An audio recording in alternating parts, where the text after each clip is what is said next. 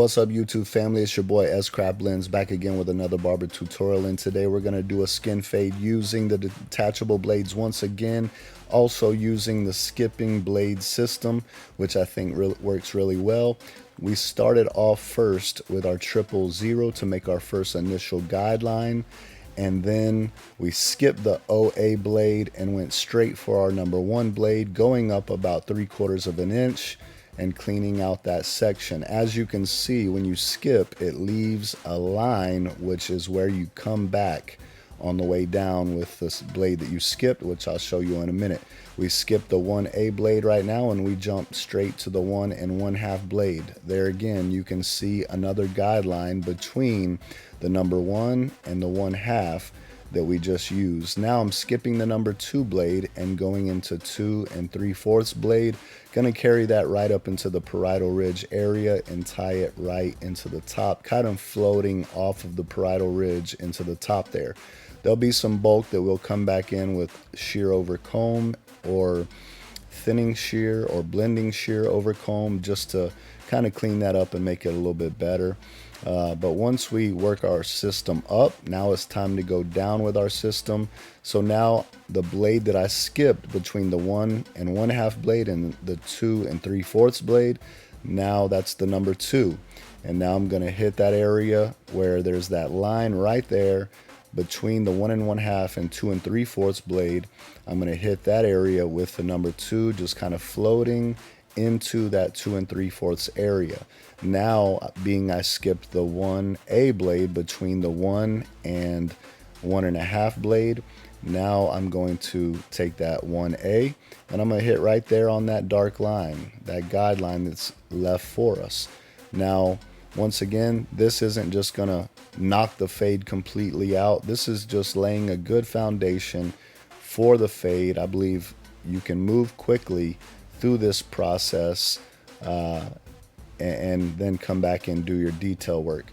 Because I wasn't happy with how clean that 1 blade area came out, I went ahead and put the 1 back on there, and I'm going right there between that 000 and the 1, and I'm just cleaning up those dark areas once again with the number 1 blade, just kind of using the corners. When you use the corner of the blade and lightly press that corner, it's kind of like a thinning shear or blending shear. It helps knock down some of that bulk without creating a lot more lines. Now, being we skipped the OA blade, we're going to drop down and we're going to use that OA blade, and we're going to start right there at that guideline that we see and just kind of float our way into that number 1 area, tying the 000 and the number 1 together. Now, the reason I say float it in there is because right now I may be using more of the teeth of the blade around the line, but as I start moving towards that number 1 area with the OA, then I start putting more pressure towards the middle of the blade. And I really don't use pressure, so I don't know if that's a good word, but I'm taking the pressure off the front of the blade, moving it more towards the middle and the back of the blade, and just kind of lifting up. Now I went back to that 000 and I begin to tap at that line once again, simply because I knew at this moment if I was to go ahead and put the 50 blade on there, it would create more lines. So I just wanted to tap at some of those dark areas that I seen with the corner of the blade, basically creating a nice gradients all the way across. We obviously got to come in and do more detail work, but at least it gives us a nice even flow across the side of this fade. Now I'm coming in with the 50 blade and I'm starting in the beard area and just cutting up towards that 000 blade. Now check this out. When I'm using this 50, it cuts very close, so as I'm using it closer to the bottom, I don't mind putting some pressure.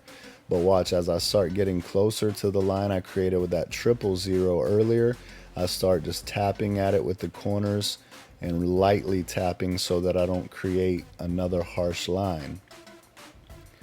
There again, we are not trying to make a perfect fade with this. We're just laying a good foundation to come back in and clean up with our shear over comb, our thinning shear over comb, and with our clippers.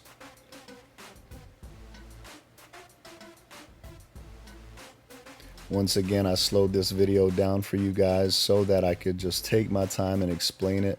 I think some people, they think my videos move too fast when I do the whole head, and maybe they just don't get it.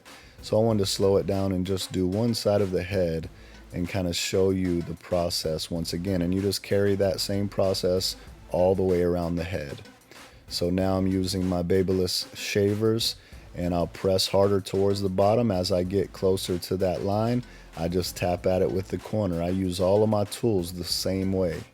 I just press harder at the bottom to get that nice clean shave, and then as I get closer to the line, I just start very, very lightly tapping at it or flicking at that line. Now let's come in and create that picture frame that we talked about. Just putting that front line on it, it helps us to rest our eyes to get a better look at the fade, but also it just, it frames it all in to give us a better picture of what our fade is looking like rather. So now I'm coming in with my wall seniors with they're modified, customized. So I have in these wall seniors, I have that old nasty Tomb 45 battery pack in that joker, which is amazing, so much power. And then I put the Andis Master blade on there so that I could use the purple guards. That's my main reason for doing it. I like the purple guards. But once again, with the blade open, I'm just coming in, man, lightly tapping in little dark areas. Didn't get all the dark areas I wanted. So what I'm doing now is detail work, and this is how I do most of my detail work, is with shear over comb. And as you can see, I'll focus on dark areas. I'm not hitting the whole head with it, just dark areas. And I'll lift the hairs up with my comb in those dark areas. And I just use the tip of my shears to come in and tap at those dark areas so that, it's blended. We know that all the length is the same because we use the proper systems and guards. But even though all the hair is the same length, there's some that's just darker because they're clumped more together. So basically I'm coming in with the tip of my blades, just really using them as thinning shears to thin out those dark bulky areas, and it just helps the gradients flow better. Obviously when I was up in the parietal ridge area trying to tie that in, I lifted those hairs up as well. But as you can see, it's starting to look better. Now I have those dark areas in that parietal ridge area I was talking about, and I'll come in with my thinning shears using basically the same technique. I'm using more of the tip of the thinning shears because I have more control that way instead of using the full blade. And I look at those dark areas and I stand back, and then I come in after combing it around and I say, okay, here's a dark spot here. And I start tapping at it with the tip of my thinning shears just to, take some of that full bulk and just thin it up a little bit so that darkness looks lighter. There again, I'm not always worried about the length of the hair as much as I am when I look at it. Is there dark spots? Does it look like it's flowing together? And obviously it's a little challenging when you have thick dark waves on the top blending into a tighter fade. So even like that, I'll come in and I'll see those little spots that I want to thin out, and I'll lightly lay my shears on the head and tap at it. Just be very careful if you're not using a comb. You don't want to cut anybody.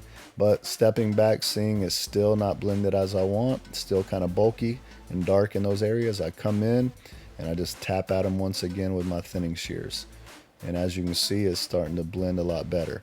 So now I come in with my zero guard, my purple zero guard, and I just start tapping at little dark areas, and it's coming together. So now he wanted some color enhancement, so we're going to throw a little bit of that color enhancement on the front edge there. I'm usually spraying about 6 inches away from the head, and I'll just hit it with a few shots, come in and clean it up with the razor, and then I'll stand back again and look at it again. And if I feel like it needs some more detail work, I'll do that. One of my favorite clippers to use to do really fine detail work is the JRL 1040s. They're great clippers to do the whole head with as well, but I just really love them for this little detail work right here, and it gives me a lot of control. So I'll come in and I'll just, with the blade open, tap at that line once again. Any little dark spots close to that line, I'll start working at it. And remember, it's not just the fade towards the bottom that you got to worry about. It's the fade all the way up to the top. You want to make sure it's clean, nice flowing gradient all the way around. But here is the finished product. I hope you enjoyed this video. I wanted to give you something with a little more detail, slow it down a little bit so you can really see what I do. And that is it. I hope you like it. Remember, subscribe to the channel, hit the notification bell, comment, like, all that good stuff. God bless you. I will see you tomorrow. Peace.